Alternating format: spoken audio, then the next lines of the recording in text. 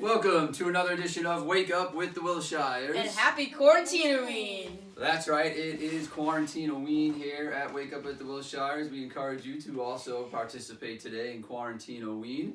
Get out those Halloween decorations, have a little fun today. Maybe put a pumpkin outside, light it up. Obviously, if you have a fake pumpkin, there are really no pumpkins right now to carve to be had. Yes, we're excited to get started today with some Halloween facts and some Halloween funny jokes and all of that good stuff. First, though, I'd like to wish a big happy birthday to our third grade teacher, Mrs. Erhardick. Happy birthday to you. And Ashika, happy birthday to you as well, Ashika. We both of you hope are having great days today and can celebrate any way that you like to celebrate. Also have another shout out. One of our viewers out there shared a picture with me. And by the way, if you have things that you're learning at home and you want to share them with us, we can share them on the show as well here.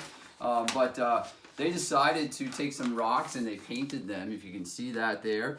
They were inspired by our, remembering it's a good day to smile, right? Spread some smiles out there. They went outside, they left this for somebody else to find. So pretty cool job out there. Those of you who are doing that and spreading smiles as well to others. That's what we need right now, more of that. And, any way possible, if you want to share your pictures of what you're learning at home with me and also share how maybe you're spreading smiles as well. We'll make sure we let people know and come up with more ideas to do that with. So very good. Congratulations on that. Excellent job. Yesterday, too, was National Doctors Day. We weren't aware of that. And I wanted to send a big, really appreciation and thanks for the doctors out there, again, and nurses who are doing an amazing job at this time. So thank you very much, doctors.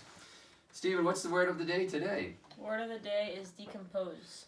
Decompose or decomposers. Yes, word of the day. We thought it was a pretty good word today and a good science connection. Of course, Halloween, things start decomposing, right? We talk about worms and other things that decompose. But actually, parents, the science standards, decomposers is a very big concept as well as producers. So producers being things that use sunlight to make their own energy. They produce their own sunlight. Producers, look them up and research maybe a little bit of that. Decomposers break down dead things and turn it into dirt and other gross stuff, right? Look up worms, decomposers, really cool stuff that you can find on that.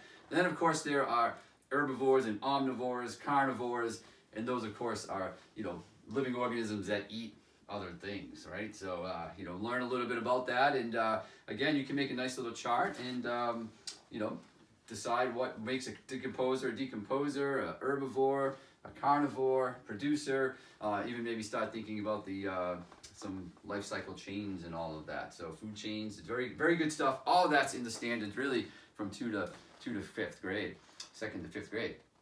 All right, Stephen, what is our number of the day today? The number of the day is 214. Number of the day is 214, and what happens to be 214? There's 214 days until Halloween. That's right, 214 days until Halloween. We did the math ourselves. And Caitlin, anything you recognize about the number 214? It has hundreds. It has hundreds, right? Our first number in the hundreds, I think. How many, what's the value of that 2 in the hundreds? It is 200. 200, right. It's not a value of just 2, it's a value of 200. Is it an even or odd number? Do you know?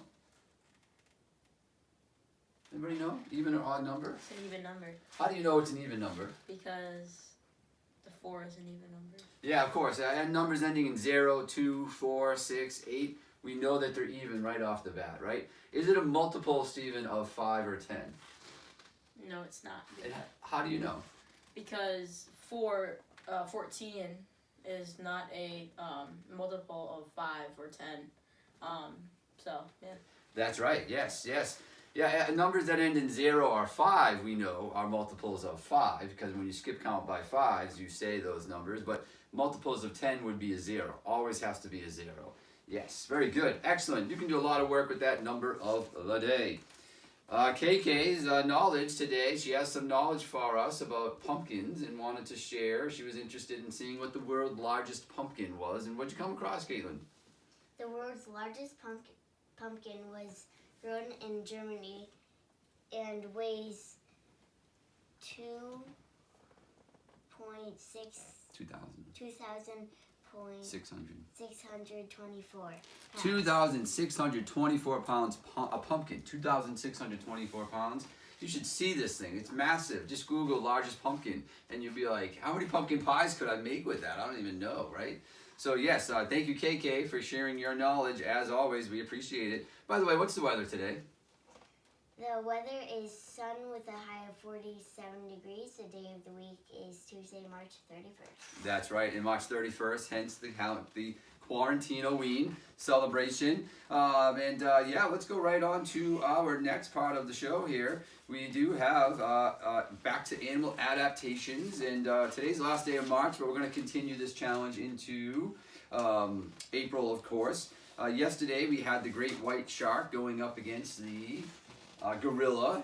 Very good matchup. Two king of the beasts, kings of their habitats, of course. And the winner was the great white shark. Okay, great white shark. Very cool adaptations, the great white shark. I mean, they regrow their teeth when they lose them. I mean, how cool is that? You never have to go to the dentist.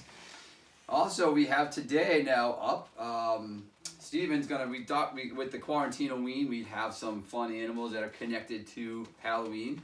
Caitlin's going to be talking about a bat, a specific type of bat. It's called the flying fox. This thing is really gross looking, actually, I think. She thinks they're pretty cute, but I think they're gross. You decide for yourself. Steven's going to be talking about something I fear the most, and that is the tarantula. Yes, the tarantula. Caitlin, tell us about the flying fox. To help them fly, their heart rate beats more than 700 beats per minute. They live in Australia. The keen eyesight always allows them to see well at night in search of food, but they do not use echolocation. They have clinging claws that allow them to hang upside down. Yeah, these bats are really cool. I think they're about 3 feet wide when they spread their wings. I mean, this is not just your little bat you see flying in the backyard here. This is a serious bat. But these types of bats, they're also known as fruit bats, I found out, because they eat a lot of fruit. They don't use echolocation like many of the bats that we've come to know. Echolocation is a really neat adaptation, but these bats don't actually use that. But they have these claws to hang upside down. They almost look like a vampire wrapped up. I mean, it's pretty cool. Check out those flying fox bats. Steven, tell us about the tarantula. Speed help them run away from predators. They can run up to 10 miles an hour. They have a poisonous bite so that they can kill everything in their way. They spin their silk to make a door-like entrances, not webs or knots to catch prey. Tarantulas camouflage into whatever color they are. So, like, say it's like brown, it could camouflage into sand or like dirt or something like that. Yeah, they change their fur like over time to camouflage with their surroundings. Absolutely amazing. And yeah, that 10 miles per hour is like, they move so quickly. I mean, they don't like run like distances, but what the speed at which they move, their instincts and their influxes, they think that it's about 10 miles an hour that they would go. Really quite neat. Well, I don't know who's going to win this battle. Both of them are very good. The flying fox versus the tarantula. Thanks for sharing, guys. And now it's time to move on to wacky words with the Wiltshires. We have some Halloween words that you thought you might want to know. And Stephen, go ahead and share yours first. My word is cauldron. It's a large metal pot used for cooking over a fire. And I happen to have a cauldron. There's a cauldron. You often see them. Witches are using cauldrons to brew their potions and stews, right? Yes, very good. Very good. Well, building on that tarantula theme, mine was arachnophobia. Arachnophobia is the fear of spiders. And of course, spiders are not my favorite thing, although they're pretty cool to research and study. And by the way, parents, we learned about insects the other day. Spiders are arachnids. And they're not insects. They're part of the invertebrate family. We talked about vertebrates the other day having a backbone. Spiders do not have a backbone. They have an exoskeleton. Probably why they crunch when you squeeze them. But yeah, arachnids have 8 legs and a few other characteristics. Take a look and see what else arachnids have that insects don't. Caitlin, what do you have for us today? Meaningless. Oh, what's the word? Hocus pocus. Hocus pocus.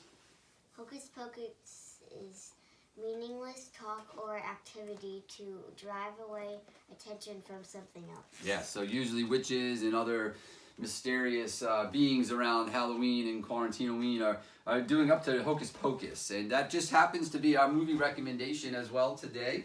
Be sure to check out Hocus Pocus if you've never seen it. Classic movie, Halloween movie. I think it's a Disney movie, so you probably could find it on Disney Plus, is my thinking. So check out Hocus Pocus. All right, and that brings us to our last segment of the show, which is, haven't done this in a few days, funny jokes with Dad. All right, funny jokes with Dad. And let me see, Caitlin, what type of plants like Halloween the most? Do you guys know? Why, the bamboo plant, of course. That's right, the bamboo plant, of course. And then, Steven, what's the ghost favorite ride at the amusement park? I don't know. Any ideas, Caitlin? Well, of course, it's the scary go-round and the roller coaster. All right, that is right. Parents, I want to leave you with one more thought while you're out there at home. Another reading tip that we talk to the kids a lot is retelling stories, especially if you're reading aloud, where you pick up. Remind them what's happened in the story, model that, tell the important characters, the events, the setting, the problem in the story. Have the kids do that to you as well. If they're reading an independent book, check in with them and ask them what their book's about and what's going on in the book and see if you can understand what they're saying. And if not, help them go back and reread some of those pieces. So retelling is a very important skill that we teach in reading, because as readers, we are always constantly in our head retelling the story as we go. So kids need to learn that that's very important. Well, as always, the Wiltshires like to remind you, it's always a good day to Smile. And happy Quarantine-O-Ween.